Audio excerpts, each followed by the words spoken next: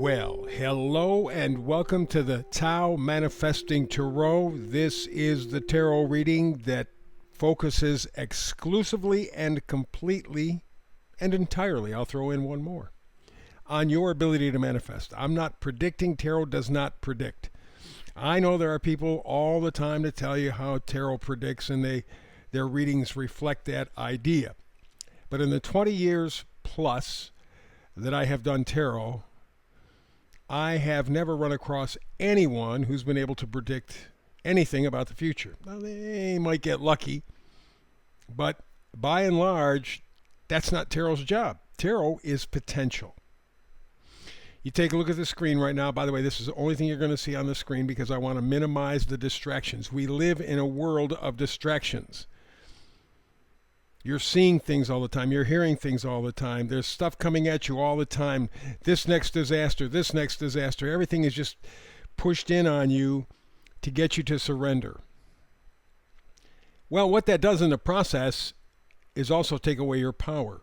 In fact, your most important tool as a human being. That's your ability to manifest. That is the ability to create pictures inside of your own imaginations. And then you direct your life. Not something that comes from AI, and I don't have a lot of faith in AI because I think at this point it's just a supercomputer who's taking information that it's accumulated and really not creating a damn thing. But we're being sold that just like we were sold the idea it's safe and effective. Turned out to be neither. I think AI is not what they're selling us. In fact, I don't think anything that they're selling us is what it really is. But nevertheless, they're promoting the idea. And let's say, for the sake of argument, that AI becomes this electronic tech master thinker. You know human beings. You've been on the planet long enough. They're lazy. At best, they're lazy. They're myopic.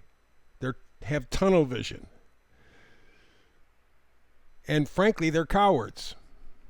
So you put those three things together. If you get used to the idea of a machine thinking for you, you're screwed. You're in trouble. That is just the opposite philosophy of this tarot reading. It is to empower you. In fact, my job is to inspire you to think on your own. That's why there's only going to be these 5 cards. Most people who check out the readings, and I do a brand new reading every day, 365, holidays or whatever, doesn't make any difference. You know, here we have 4th of July. Doesn't make any difference. I'm celebrating the spirit of 4th of July as best I can with as much gusto and positivity and enthusiasm as I can. But I still have to reach out to you. So here's the reading for today. 5 cards. The middle card is the Oracle card. Up in the right-hand corner, we have 38. When I do manifesting tarot, I keep in mind that this is potential. In other words, you have to get involved. You have to get engaged.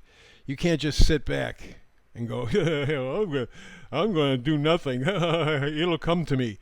There's an element of life that's fate. There's no question about it. It's one of the reasons why I've also done astrology for over 50 years. Astrology is the art of knowing cycles. It's not devil's work. It's not predicting. We know cycles. Just like we know coming up tomorrow we'll have the new moon. And then 2 weeks later we'll have the full moon. Is that predicting? No, it's knowing cycles. And that's what astrology does. And that's extremely helpful because you can look over your lifetime and find the ups and downs and kind of prepare for them. Well, with tarot, it's potential, and you have to get involved. And so the potential today, the card, to be fair, talks about 38. 3 is lining up mind, body, spirit. Stop and think about it. Those are the 3 things that make up human beings, and they are purposely kept out of alignment. Because if they're kept out of alignment, you don't function properly, and that's what they want. So the 3 and 38, aligning mind, body, spirit, and the 8 is actually producing something tangible. It literally is manifesting.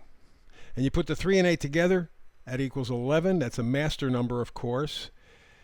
But the 11 comes down to a 2. So you have a major decision to make about fairness in your life. Right now, for most people on the planet, life is not fair. I don't know that life ever is truly 100% fair. I think it's kind of a blend. Life is not a race, it's a marathon. And I guess if you were to look over your whole life, you might be able to find more fairness than you would in a single event, certainly. So that's what we're talking about. We're talking about giving and getting, but in equal measure, or as close to equal measure as we possibly can. The meme for today says, in the blink of an eye, it can all be taken away. Always be grateful. That's giving and getting. That's to be fair. And you have to keep that in mind. Not all of us can be superstars. Not all of us can be famous. Not all of us can be gorgeous. Not all of us can be rich. That's not life. And that's why I'm a big fan of astrology, because it is knowing about cycles. One of the other things that astrology is good at too is finding out your character. From birth, your parents can find your high spots, your low spots in your character and help make you stronger.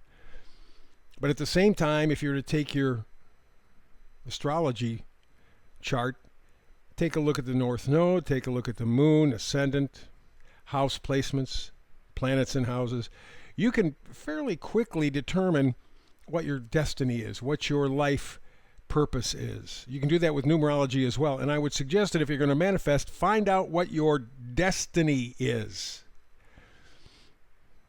and then work in that area. Just because they're selling you, oh, you got to be this, you got to do that. What are you chasing? Are you chasing their vision, or are you following your inner path?